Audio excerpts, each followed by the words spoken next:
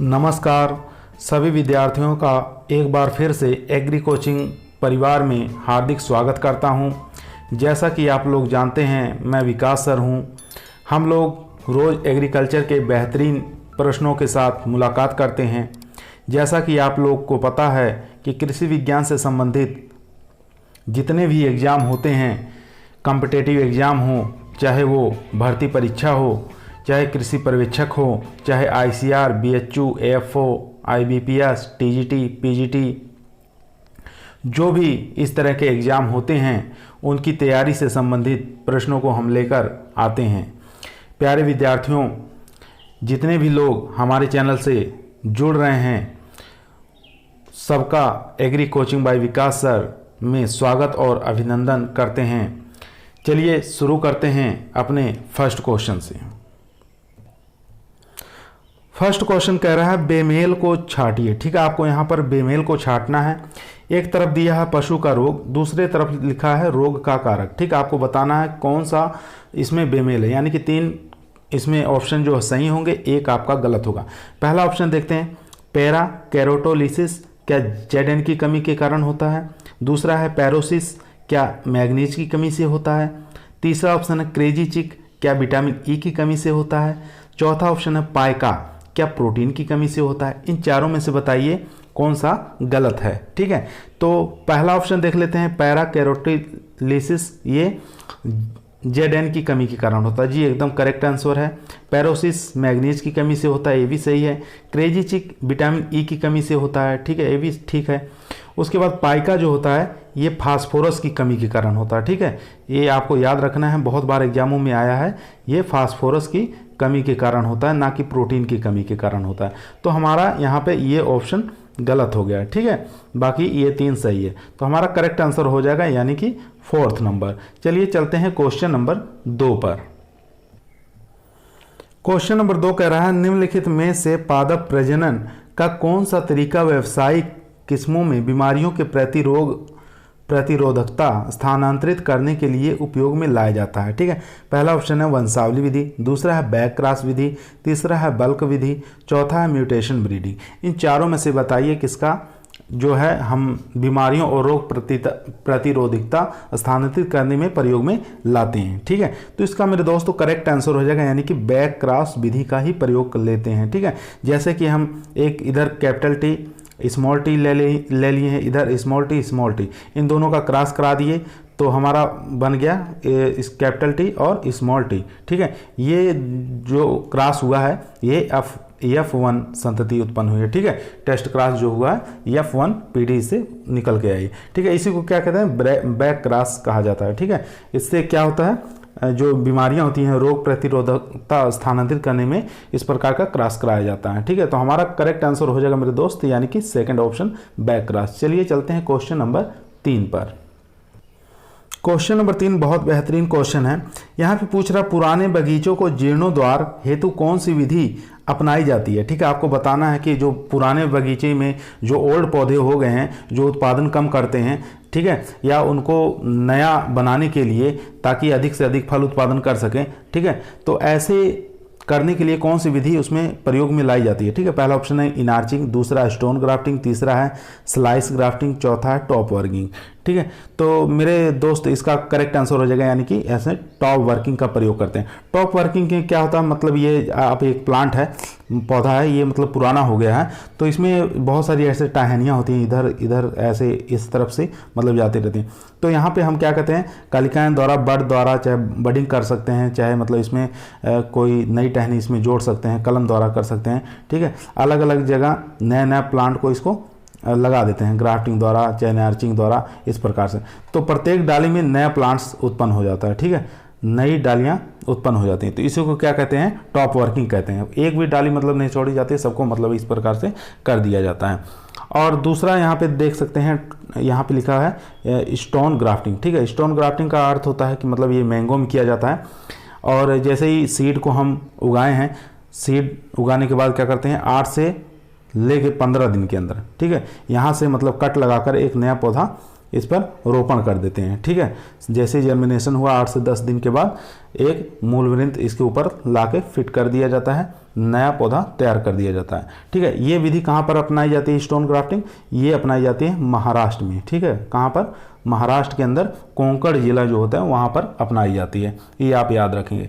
पूछता है क्वेश्चन की मतलब कितने स्टोन ग्राफ्टिंग कितने दिनों के अंदर कर सकते हैं, तो 8 से लेकर 15 दिनों के अंदर कर दिया जाता है। ठीक है, ये आप याद रखेंगे। तो हमारे क्वेश्चन का करेक्ट आंसर हो जाएगा यहाँ पे टॉप वर्किंग। ठीक है, तो 4th ऑप्शन एकदम करेक्ट आंसर हो जाएगा। चलिए चलते हैं क्वेश्चन नंबर 4 पर। अगर आप लोग हमारे चैनल पर नए आए हैं तो हमारे चैनल को लाइक करिए, शेयर करिए, सब्सक्राइब करिए। हमारे चैनल का नाम है एग्री कोचिंग बाय विकास है, यहाँ चैनल का नाम लिखा हुआ है।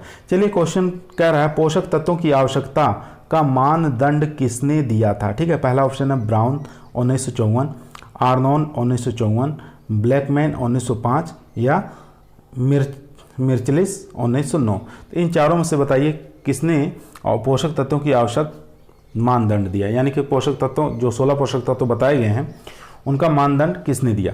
तो यहाँ पर आर्नोन और स्ट्राउट के द्वारा दिया गया था। ठीक है, ये सेकंड ऑप्शन इसमें करेक्ट आंसर हो जाएगा, यानी कि आर्नोन 1954 और उसके साथ में स्ट्राउट का भी नाम जुड़ता है। ये क्वेश्चन आ चुका है, अभी पीछे एग्जाम हुआ है ACF का। ठीक है, उसके अंदर ये क्वेश्चन आया हुआ है। चलिए चलते हैं क्वेश्चन नंबर नेक्स्ट पर। क्वेश्चन कह रहा है उपरोपण, जिसको ग्राफ्टिंग में पौधों का ऊपरी भाग और निचला भाग क्रमशः अपनाते हैं। ठीक है, जैसे आप मान लीजिए ग्राफ्टिंग है, ये एक पार्ट है ग्राफ्टिंग करने के लिए। ठीक है, एक ये पार्ट हो गया, एक ये हो गया, यानी कि आपको बताना है इसमें से आपको बताना है कि ये ऊपर वाला पार्ट क्या कहलाता है और नीचे वाला पार्ट क्या कहलाता है। पहला ऑप्शन है सांकुर, मातृवृक्ष या मातृवृक्ष, मूल वृंत या सांकुर या मूल वृंत। ठीक है, पहले यहाँ पे दिया है ऊपरी भाग को क्या कहते हैं। ठीक है, और फिर बाद में आपको बताना है निचला भाग क्या कहलाता है। दोनों ऑप्शन ध्यान से पढ़ेंगे। पहले ऊपरी भाग को देख लेते हैं क्या कहते हैं। ऊपरी भाग को मेरे दोस्त क्या कहते हैं? सांकुर कहा जाता है। ठीक है, क्या कहा जाता है? सांकुर कहा जाता है। इसको साइन के नाम से भी जाना जाता है। और नीचे का जो भाग होता है, निचला भाग क्या कहलाता है? मूल वृंत कहलाता है। ठीक है, मूल वृंत कहलाता है। और इसको आर से यानी कि रूट स्टॉक कहा जाता है। ठीक है, तो इन दोनों को जोड़ दिया जाता है तो एक हमारा नया प्लांट्स तैयार होता है।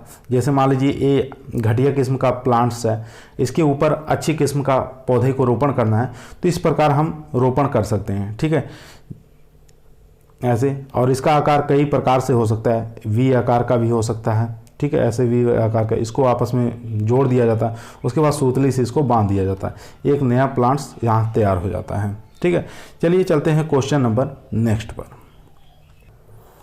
क्वेश्चन कर रहा है उत्तक संवर्धन यानी कि टिश्यू कल्चर में कैलस क्या है। ठीक है, पहला ऑप्शन है एक उत्तक जो भ्रूण बनाता है, दूसरा एक अघुलनशील कार्बोहाइड्रेट है, तीसरा ऑप्शन है एक उत्तक जो भ्रूण भाग में पनपता है, चौथा ऑप्शन है एक असंगठित सक्रियता से विभाजित होने वाला कोशिका समूह जिसे उत्तक संवर्धन में अनुरक्षित रखा जाता है। ठीक है, इन चारों में से बताइए कौन सा करेक्ट आंसर हो जाए।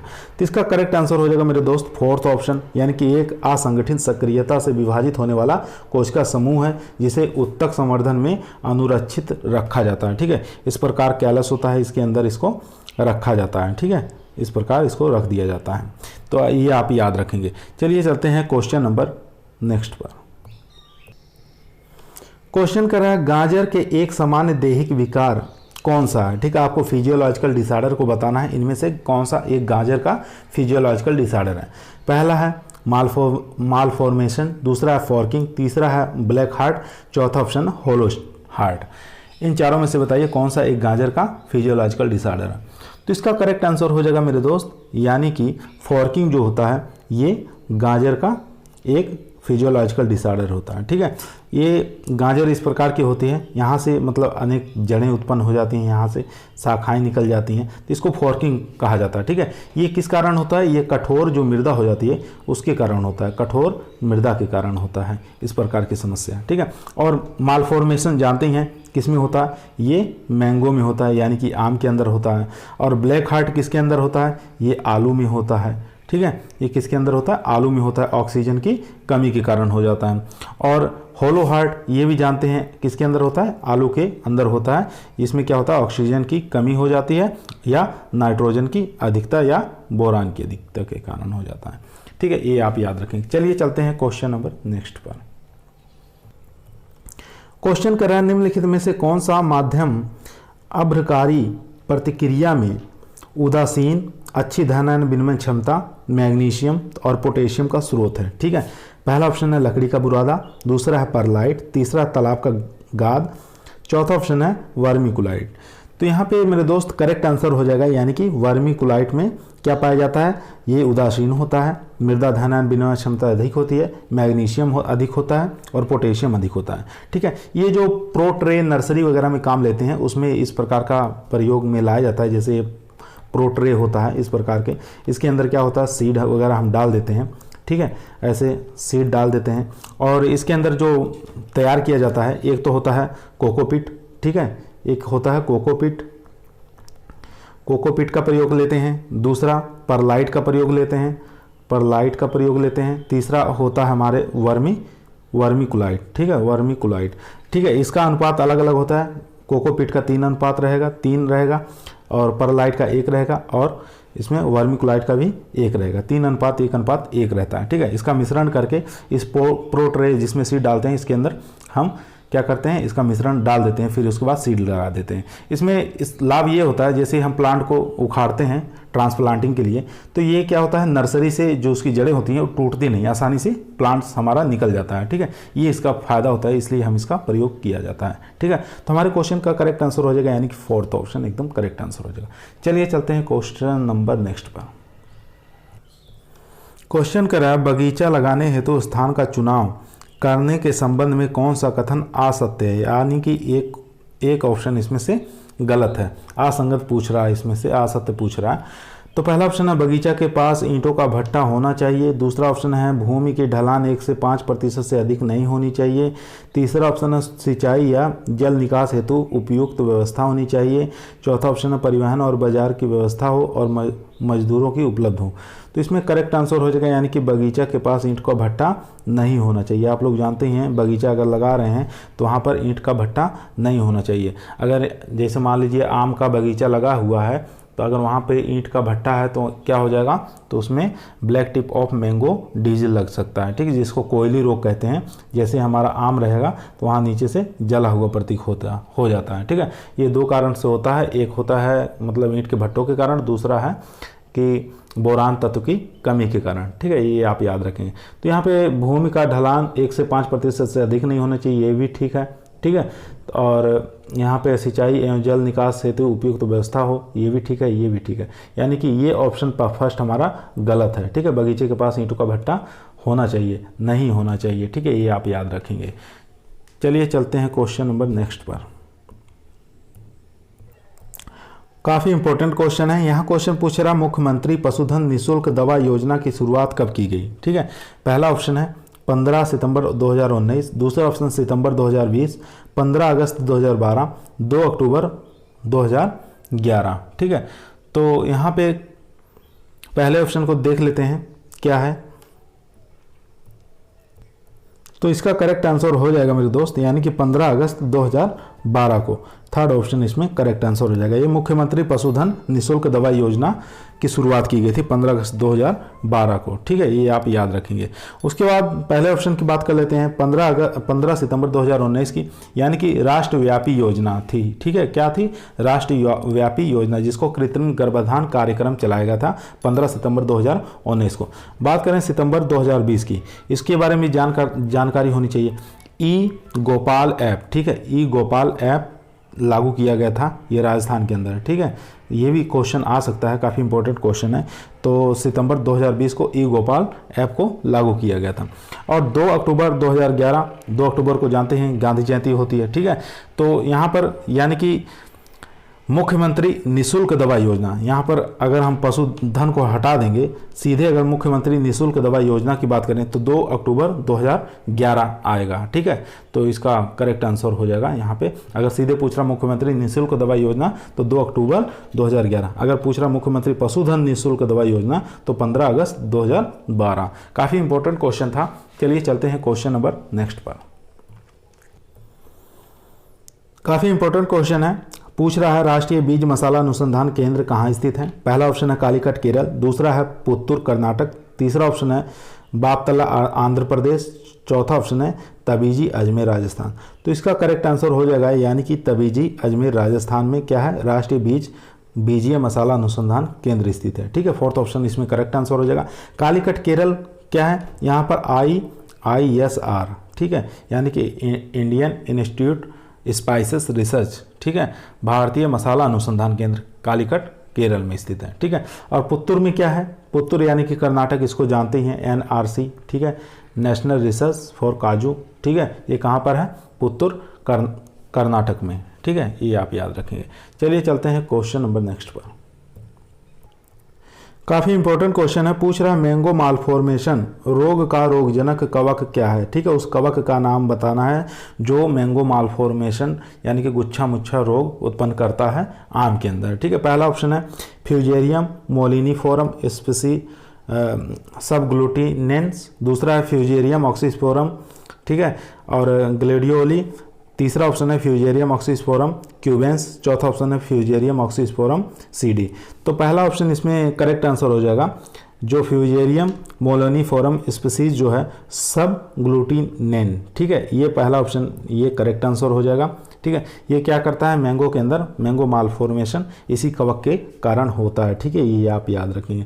बात करें फ्यूजेरियम ऑक्सीस्पोरम स्पीसीज ग्लेडियोली, ठीक है, सेकंड वाला, तो इसको भी आप याद रखेंगे, ये होता है ग्लेडियोलस, ठीक है। ग्लेडियोलस जो प्लांट्स होता है, पौधा होता है, फूल होता है, ठीक है, ये एक प्रकार का फूल होता है, काफ़ी बड़े इसके फूल लगते हैं, यानी कि इस प्रकार के इसके फूल लगते हैं, 1 मीटर तक ऐसे लंबे फूल हो सकते हैं, ठीक है, काफ़ी लंबे फूल इसके होते हैं।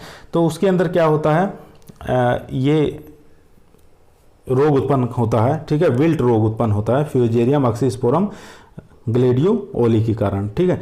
और ग्लेडियोलस की काफ़ी फेमस एक वैरायटी है फ्रेंडशिप, ठीक है। कभी कभी एग्जाम में पूछता है कि फ्रेंडशिप किसकी वैरायटी है, तो ग्लेडियोलस की वैरायटी है, ठीक है, और ये आप याद रखेंगे।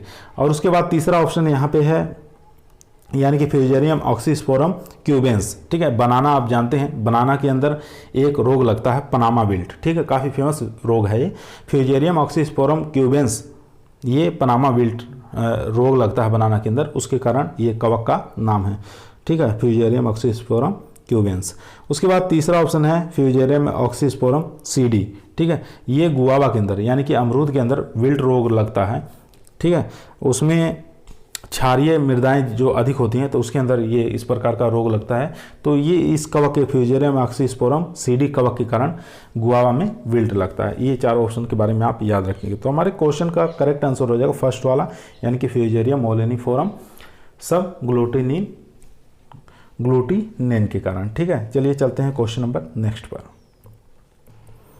क्वेश्चन कर रहा है पीले लेवल वाले कीटनाशक किस विषाक्तता के स्तर को प्रदर्शित करते हैं, अत्यधिक विषैला, अधिक विषैला, मध्यम विषाक्त या कम विषैला। तो इसका करेक्ट आंसर हो जाएगा मेरे दोस्त अधिक विषैला, ठीक है, यानी कि सेकंड ऑप्शन इसमें करेक्ट आंसर हो जाएगा। इस प्रकार से आप भी याद रखेंगे, 2-3 बार अगर पढ़ लेंगे तो लाल हो जाएगा क्या, यानी कि अत्यधिक विषैला, उसके बाद पीला हो जाएगा यानी कि अधिक विषैला, ठीक है, उसके बाद तीसरे में आ जाएगा नीला, ठीक है, ये हो जाएगा मध्यम विषैला, उसके बाद आ जाएगा कम विषैला यानी कि हरा, ठीक है। आप लोग बोतल खरीदते हैं दवा वाली, ठीक है, उसके ऊपर इस प्रकार का यहाँ पे टैग लगा रहता है, ठीक है, त्रिभुज बना रहता है, इस प्रकार का टैग रहता है। तो ये इसका कलर रेड होता है या पीला हो सकता है, नीला हो सकता है, हरा हो सकता है।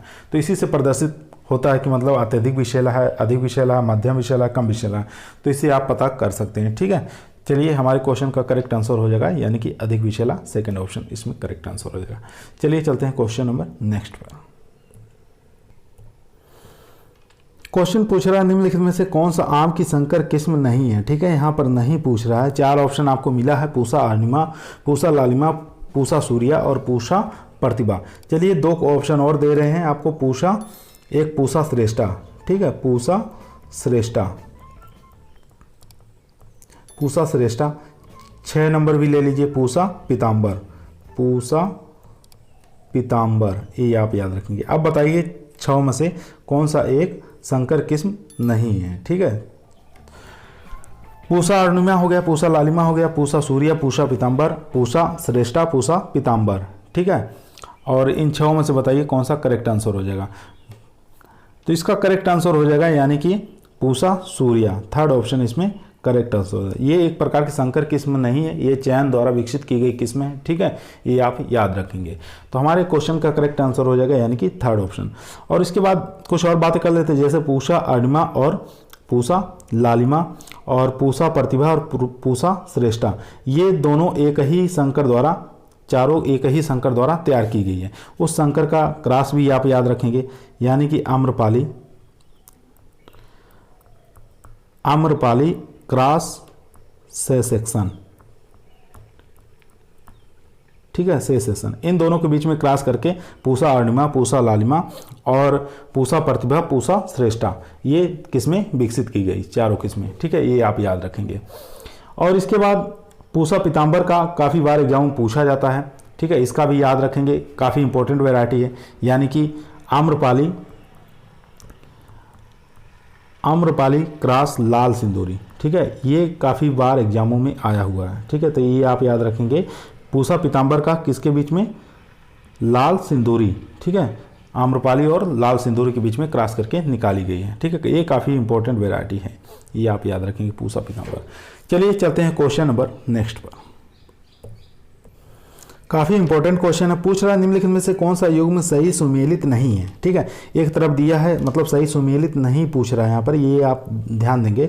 पूछ रहा है रूपांतरित जड़ का प्रकार और जड़ वाली सब्जी। ठीक है, एक तरफ दिया हुआ जड़ का प्रकार, दूसरी तरफ दिया है जड़ वाली सब्जी। पहले ऑप्शन की बात कर लेते हैं, ट्यूबरस क्या जड़ें चुकंदर में पाई जाती हैं, फ्यूजीफॉर्म क्या मूली में पाई जाती हैं, कोनिकल की जड़ें क्या गाजर में होती हैं, या पेनिफॉर्म की जो जड़ होती है ये सलजम में होती है। इन चारों में से बताइए कौन सा करेक्ट आंसर हो जाएगा। तो करेक्ट आंसर मेरे दोस्त हो जाएगा यानी कि फर्स्ट वाला, ट्यूबरस जड़ें चुकंदर में नहीं होती हैं। चुकंदर की जड़ें जो होती हैं वो नेपीफॉर्म में होती हैं। ठीक है, जो सलजम की जड़ें होती हैं वही आपकी इसमें चुकंदर की भी जड़ें होती हैं। ट्यूबरस जड़ें किसकी होती हैं, ट्यूबरस जड़ें आप याद रखेंगे किसकी होती हैं, ये हो जाएंगी यानी कि शकरकंद। ठीक है, शकरकंद की जड़ें कैसी होती हैं, ये हो जाएंगी ट्यूबरस टाइप की, यानी कि इस प्रकार आप देखते हैं शकरकंद की जड़ें कैसे होती हैं, इस प्रकार की जड़ें होती हैं। ठीक है, तो ये जड़ें किसकी पाई जाती हैं, शकरकंद के अंदर, उसको क्या बोला जाता है, ट्यूबरस। ठीक है, और बाकी फ्यूजीफॉर्म मूली की जड़ें और कोनिकल गाजर की जड़ें, नेपीफॉर्म सलजम की जड़ें। आप कोनिकल जड़ें आप याद रखें, जैसे कोनिकल सी से आ रहा है, कैरेट का भी सी से आ रहा है। ठीक है, तो इस प्रकार कोनिकल का गाजर से आप याद रखेंगे। तो हमारे करेक्ट आंसर हो जाएगा यानी कि फर्स्ट वाला, ट्यूबरस जड़ें शकरकंद में होती हैं ना कि चुकंदर में होती हैं। चुकंदर की जड़ें नेपीफॉर्म में होती हैं और सलजम की भी नेपीफॉर्म में होती हैं। चलिए चलते हैं क्वेश्चन नंबर नेक्स्ट पर। क्वेश्चन पूछ रहा, काफ़ी इंपॉर्टेंट क्वेश्चन है, पूछ रहा आम की अल्फांसो किस्म उगाई जाती है, कहाँ पर उगाई जाती है, नीलगिरी की पहाड़ियों में, सतपुड़ा की पहाड़ियों में, तीसरा ऑप्शन है इलायची की पहाड़ियों में, चौथा ऑप्शन है रत्नागिरी की पहाड़ियों में। तो इसका दोस्त करेक्ट आंसर हो जाएगा यानी कि रत्नागिरी की पहाड़ियों कहाँ पर है, यानी कि महाराष्ट्र के अंदर है। ठीक है, ये आप याद रखेंगे, महाराष्ट्र के अंदर रत्नागिरी की पहाड़ियों पर आम के अल्फांसो किस्म को उगाया जाता है। ठीक है, ये सबसे ज़्यादा निर्यात करने वाली किस्म है। ठीक है, इसमें एक स्पॉन्जी टिश्यू नामक डिजीज़ भी पाया जाता है। ठीक है, सबसे ज़्यादा स्पॉन्जी टिश्यू जो प्रभावित होती है यही वैरायटी प्रभावित होती है। ठीक है, अल्फांसो, और सबसे ज़्यादा निर्यात करने वाली भी किस्म इसको माना जाता है। तो इसका करेक्ट आंसर हो जाएगा फोर्थ ऑप्शन। चलिए चलते हैं नेक्स्ट क्वेश्चन पर। क्वेश्चन कर रहा है आम की पछेती किस्मों का सही युग्म चुनिए। ठीक है, आपको बताना है इसमें से कौन सी पछेती किस्म का सही किस्म है। ठीक है, पहला ऑप्शन है बॉम्बे ग्रीन केसर, दूसरा है लंगड़ा दशहरी, तीसरा ऑप्शन है चौसा और फजली, चौथा ऑप्शन है मलिका और आम्रपाली। इन चारों में से बताइए कौन सी पछेती किस्म का समूह है। तो पहले ऑप्शन की बात कर लेते हैं, बॉम्बे ग्रीन और केसर। ये तो होगा नहीं क्योंकि ये अगेती किस्म है, ठीक है, अगेती किस्म है बॉम्बे ग्रीन और केसर। लंगड़ा और दशहरी की बात कर लेते हैं, ये मध्यम वाली हैं, ठीक है, ये मध्यम किस्में हैं। उसके बाद चौसा और फजली, ये आंसर इसका करेक्ट आंसर हो जाएगा, थर्ड ऑप्शन इस करेक्ट आंसर हो जाएगा। ये पछेती किस्में हैं, ठीक है, ये पछेती किस्में हैं, चौसा और फजली। तो हमारे क्वेश्चन का करेक्ट आंसर हो जाएगा यानी कि चौसा और फजली, थर्ड ऑप्शन एकदम करेक्ट आंसर हो जाएगा। मलिका और आम्रपाली की बात कर लेते हैं, ये भी मध्यम किस्में हैं, ठीक है, मध्यम पकने वाली किस्में हैं। तो ये भी मतलब लंगड़ा और दशहरी, मलिका और आम्रपाली, ये मध्यम किस्में हैं, ठीक है। उसके बाद चलते हैं नेक्स्ट क्वेश्चन पर। काफ़ी इंपॉर्टेंट क्वेश्चन है, पूछ रहा मैंगो हॉपर आम का फुदका, ठीक है, आम का सबसे खतरनाक कीट है, इसका वैज्ञानिक नाम क्या है, ठीक है। मैंगो हॉपर यानी कि आम का फुदका का आपका वैज्ञानिक नाम बताना है, क्या हो जाएगा। पहला ऑप्शन है ड्रोस्का मेंजिफेरा, तीसरा है स्टोनोचेस्टस मेंजिफेरा, तीसरा ऑप्शन है एमेरिटोडस एक्टिनोसोनी, चौथा ऑप्शन है बैक्ट्रोसेरा डोरसेलिस। इन चारों में से बताइए कौन सा मैंगो हॉपर यानी कि आम का फुदका का वैज्ञानिक नाम है। तो इसका दोस्त करेक्ट आंसर हो जाएगा यानी कि थर्ड वाला ये ऑप्शन एकदम करेक्ट आंसर हो जाएगा, ठीक है, एमेरिटोडस एक्टिनोसोनी, ठीक है, ये करेक्ट आंसर हो जाएगा, इसका मैंगो हॉपर का वैज्ञानिक नाम है। उसके बाद बात कर लेते हैं ड्रोस्का मेंजिफेरी, ठीक है, ये मीलीबग जो होती है, ठीक है, मीलीबग जो आम का महत्वपूर्ण कीट माना जाता है, आम का महत्वपूर्ण कीट माना जाता है मीलीबग को, ठीक है, मीलीबग को। तो इसका वैज्ञानिक नाम होता है ड्रोस्का मेंजिफेरी। स्टेनोचेस्टस मेंजिफेरी, ये हो जाएगा किसका वैज्ञानिक नाम, स्टोन बेविल, ठीक है, जो आप गुठली देखते हैं मैंगो की, उसके अंदर एक कीट पाया जाता है, उसका नाम होता है स्टोन बेविल, ठीक है, उसका वैज्ञानिक नाम हो गया स्टेनोचेस्टस मेंजिफेरी। और चौथा ऑप्शन है बैक्ट्रोसेरा डोरसेलिस, ये हो जाएगा फ्रूट फ्लाई, फल मक्खी जो मैंगो के अंदर लगती है, ठीक है, फ्रूट फ्लाई, तो उसका ये वैज्ञानिक नाम हो जाएगा, ये आप याद रखेंगे। इन चारों जो कीट हैं ये चारों ही मैंगो के कीट हैं, ये आप याद रखेंगे। चलिए चलते हैं, आज के सभी क्वेश्चन हमारे यहीं समाप्त हुए। अगर आप लोगों को अच्छा लगा हो तो आप लोग लाइक करिए, शेयर करिए और अधिक से अधिक सब्सक्राइब करिए, ठीक है। हमारे चैनल का नाम है एग्री कोचिंग बाय विकास सर। इसी प्रकार के बेहतरीन क्वेश्चन हम आप लोगों के बीच में लाते रहेंगे। अधिक से अधिक आप लोग सब्सक्राइब करिए। सभी लोगों को धन्यवाद।